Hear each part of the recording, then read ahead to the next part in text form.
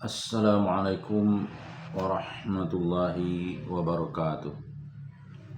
Innal hamdalillah nahmaduhu wa nasta'inuhu wa nastaghfiruh wa na'udzu billahi min shururi anfusina wa min sayyiati a'malina.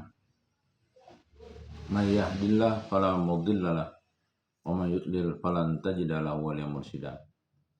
Asyhadu an la ilaha illallah wa asyhadu anna Muhammadan abduhu wa rasuluhu la nabiyya ba'd. Allahumma shalli wa sallim ala hadzal nabiyil karim wa ala alihi wa ashabihi ajma'in. Bapak-bapak, ibu-ibu yang saya hormati serta generasi muda yang saya sayangi. Pada kesempatan yang berbahagia ini kita akan melanjutkan membaca buku Tafsir Al-Azhar yang disusun oleh Profesor Dr. Hamka, yang pada kesempatan ini kita akan membaca ayat 240 sampai dengan ayat 242 pada surah Al-Baqarah, masih pada juz 2. A'udzu billahi minasy syaithanir rajim. Bismillahirrahmanirrahim. Walladzina yatawaffawna minkum wa yadharuna azwajan wasiyatan li azwajihim mata'an ila hauli ghaira ikhraj. Fa in kharajna fala junaha 'alaikum fima fa'alna fi anfusihinna min ma'ruf. Wallahu azizun hakim. Walil mutallaqati mata'un bil ma'ruf haqqan 'alal muttaqin. Kadzalika yubayyinullahu lakum ayatihi la'allakum ta'qilun.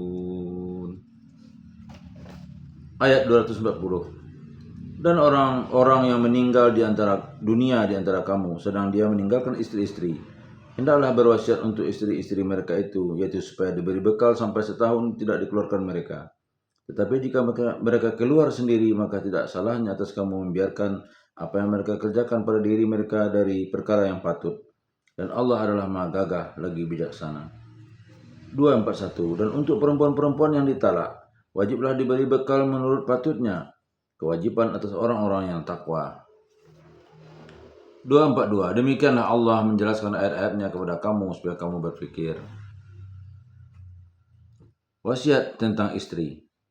Tadi pada ayat 234 sudah dijelaskan bahwasanya iddah wafat atau berkabung bagi perempuan yang kematian suami ialah 4 bulan 10 hari.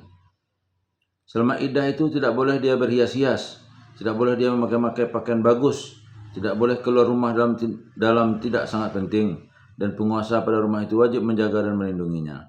Tetapi pada ayat yang berikutnya diberi izin kepada laki-laki lain yang sudi kepada perempuan itu jika mengangsur kata, menyindir dengan halus dan sopan, atau menelangkai meskipun dia masih dalam iddah, sehingga selepas iddahnya yang 4 bulan 10 hari itu diperingatkan kepada pengawasnya di rumah itu bahwa jika dia hendak keluar atau apa saja yang dilakukannya perbuatan yang patut, tentu saja termasuk kawin, tidak salahnya jika dilepaskan baik-baik. Sekarang datanglah ayat yang 240 menganjurkan lagi kepada suami ketika telah merasa bahwa ajalnya sudah dekat, supaya meninggalkan wasiat kepada keluarga yang akan kuasa di rumahnya itu, supaya membiarkan atau memberi hak perempuan itu tinggal sampai setahun di rumah itu. Lepas 4 bulan 10 hari nescaya dia tidak berkabung lagi, dia sudah boleh berhias. Tetapi dia masih diberi hak sehendaknya tinggal di rumah itu sampai setahun. Sebab kadang-kadang tidaklah semasa dalam iddah orang tertarik kepadanya, tidak orang yang melangkai atau meminang. Inilah yang diterangkan pada ayat 240. Dan orang-orang yang meninggal di dunia di antara kamu sedang dia meninggalkan istri-istri, hendaklah berwasiat untuk istri-istri mereka itu, yaitu supaya diberi bekal sampai setahun tidak dikeluarkan mereka. Diberi kesempatan tinggal di sana, makan minum dalam tanggungan yang menguasai rumah itu.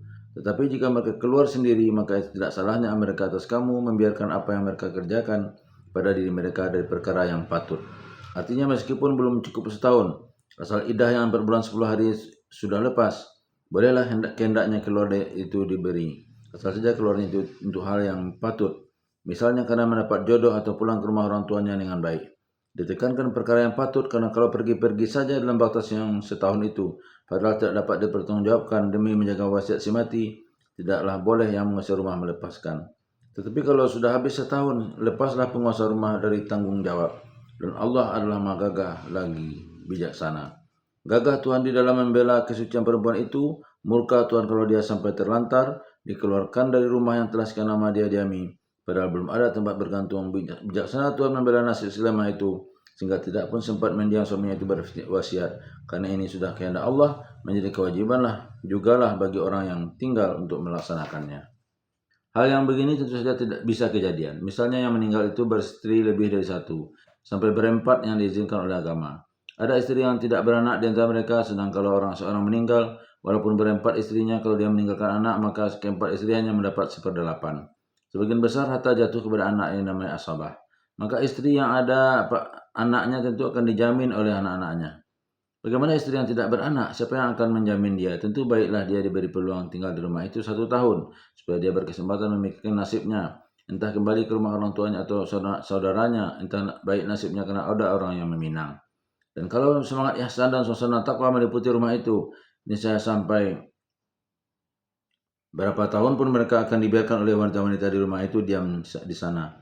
Bahkan pernah kita melihat istri yang malang tidak beranak itu disamakan pemeliharaan atasnya oleh anak-anak si mati dengan kepada ibu mereka sendiri dan tinggal bersama dia sampai mati. Di sini dapatlah dirasakan dengan mendalam mengapa maka ayat-ayat ini yang masih bersambung dengan yang sebelumnya di sela-sela di tengahnya dengan perintah memelihara solat, sebab di dalam rumah tangga orang yang memelihara solat, ihsan dan kasih sayanglah yang banyak bertemu, bukan rasa benci atau dendam atau masa bodoh kalau kepala rumah tangga sudah meninggal.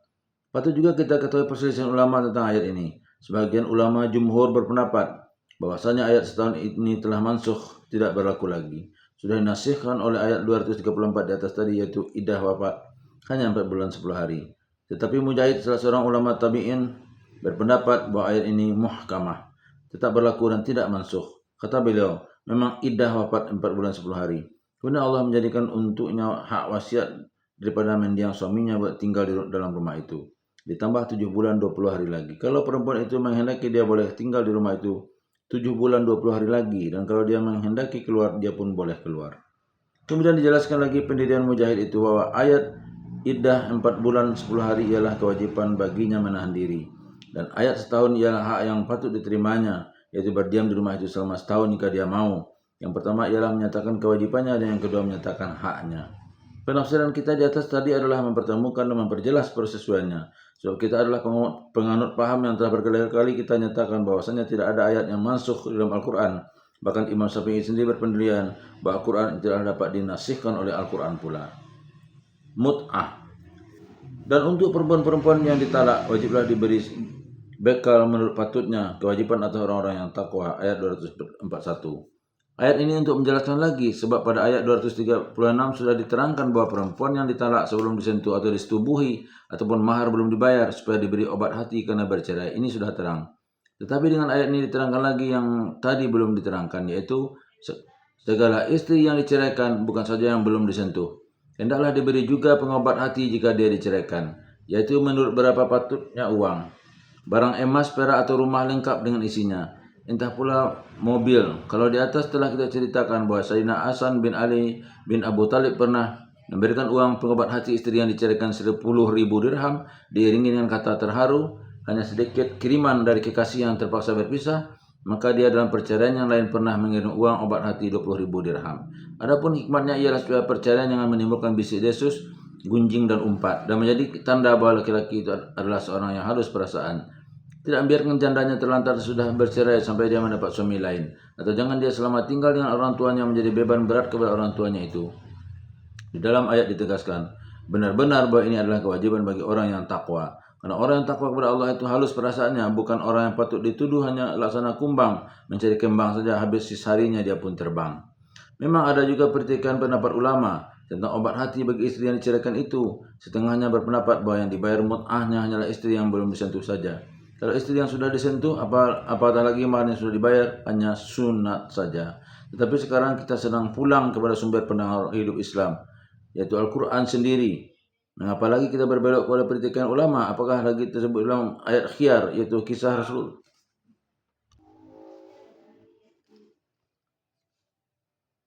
Apatah lagi tersebut di dalam ayat khiyar, yaitu kisah Rasulullah disuruh menyampaikan kepada istri-istri beliau bahwa mereka disuruh memilih apakah mereka inginkan dunia dengan segala kemewahannya atau mengikut Rasulullah sehidup semati dengan kehidupan apa adanya. Lihat surat 21 Al-Ahzab ayat 28 dan 29. Di ayat 28 itu Nabi disuruh menyampaikan supaya mereka pilih di antara kedua kehidupan itu. Kalau mereka memilih bercerai, maka mereka akan diceraikan semua dan akan diberi mut'ah, pengobat hati. Oleh sebab itu, meskipun hal itu tidak kejadian, sebab istri-istri beliau memilih hidup bersama Nabi apa adanya, namun mut'ah itu sudahlah rupanya menjadi ketentuan beliau. Demikian Allah menjelaskan ayat-ayatnya kepada kamu supaya kamu berfikir. Ayat 242. Kesempatanlah kepada kita sekarang memikirkan ayat-ayat Allah ini, yaitu peraturan yang telah Allah turunkan terutama dalam menyusun pergaulan suami istri di rumah tangga akan ditanamlah benih yang akan menurunkan umat yang baik, yang akan menjadi teladan yang baik dalam beribadat kepada Allah. Celakalah pergaulan kaum muslimin kalau rumah tangga dan persuami istrian mereka hanya asal kawin saja, cerai asal cerai saja. Demikian juga sesudah si suami meninggal sampai setahun di belakangnya pun agama mewasiatkan agar keluarga memelihara jandanya baik-baik. Maka kalau sekiranya suatu masa nampak kekeruhan masyarakat muslim sehingga hancur kepribadiannya dan sampai dia diinjak-injak oleh bangsa lain, pastilah bertemu salah satu sebabnya, yaitu karena ayat-ayat Allah berkenaan dengan pembangunan keluarga tidak dipedulikan lagi. Tepatlah apa yang pernah dikatakan oleh Said Jamaluddin Al-Afghani, kemajuan bangsa lain ialah setelah mereka tinggalkan peraturan agamanya, dan kemunduran kaum muslimin ialah setelah mereka meninggalkan peraturan agamanya. Billahi taufiq wal hidayah. Wassalamualaikum warahmatullahi wabarakatuh.